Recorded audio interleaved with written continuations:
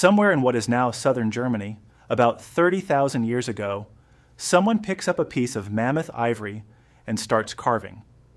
Not a spear point, not a tool for hunting. A woman's body, wide hips, full breasts, no face at all, because the face was never the point. Archaeologists have found dozens of these figurines across ancient Europe, small enough to fit in a hand, worn smooth in places that suggest exactly what you're already thinking. This is one of the oldest categories of art humans ever made. Managing sexual urges isn't a modern problem. It's one of the first things humans ever sat down and made objects for. Here's the myth to clear up first. People assume ancient humans were either totally repressed, waiting for marriage and nothing else, or that they were constantly having sex with no rules at all. Neither is close to true. Every ancient culture had a real, physical, everyday urge to deal with, and each one came up with its own toolkit for handling it in the moment. Some of it is surprisingly relatable. Some of it will genuinely surprise you. The simplest answer, then and now, was masturbation, and some cultures treated it as completely unremarkable, even sacred.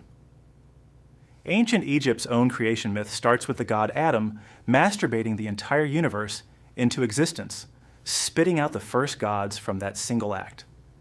Egyptian priests reportedly performed ritual masturbation as part of temple ceremonies tied to the Nile's flooding, treating the act as a genuine source of life-giving power, not something to hide. Compare that to Roman Greece a bit later, where attitudes got messier. Some philosophers saw the act as fine, natural, even healthy, something the philosopher Diogenes reportedly did in public on purpose just to prove a point about ignoring social shame. Other Roman and Greek writers treated it as beneath an elite, self-disciplined man, something suited to slaves and the poor, not respectable citizens who were supposed to control their urges through willpower. Same act, completely different judgment, depending entirely on who was doing it. Ancient humans didn't just rely on hands.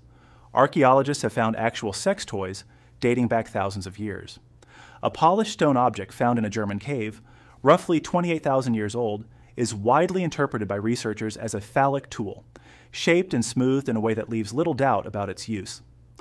Ancient Greek pottery shows women using an olisbos, a leather or wood object with a very specific and obvious purpose, sometimes even depicted being sold in shops like a completely normal household item.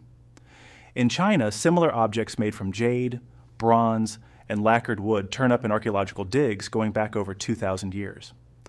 The point here isn't shock value. It's that the impulse to build a tool for the job is exactly as old as tool making itself. Humans invented the wheel and invented sex toys on a surprisingly similar timeline, and neither one required permission from anybody. When there was no tool and no partner around, ancient humans did what humans still do. They looked at pictures.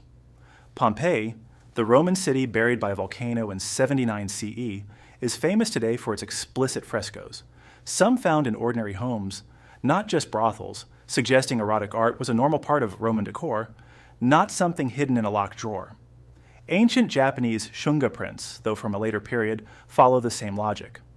Art made specifically to arouse, produced openly, and sold widely, not smuggled around in shame.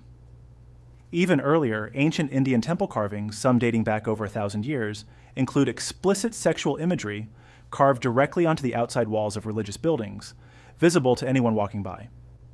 Historians still debate the exact symbolic meaning, but the plain visual effect was, and still is, unmistakable. We'd be telling half the story if we stopped there, because for a huge number of people in the ancient world, what did you do when you were horny had a much darker answer, whatever your owner decided. In Greece, Rome, and most major ancient civilizations, enslaved people, overwhelmingly women, were treated as a legal, everyday outlet for other people's urges with zero requirement for consent. Roman law explicitly gave a master the right to use an enslaved person sexually as ordinary property, the same legal category as using a plow animal for labor.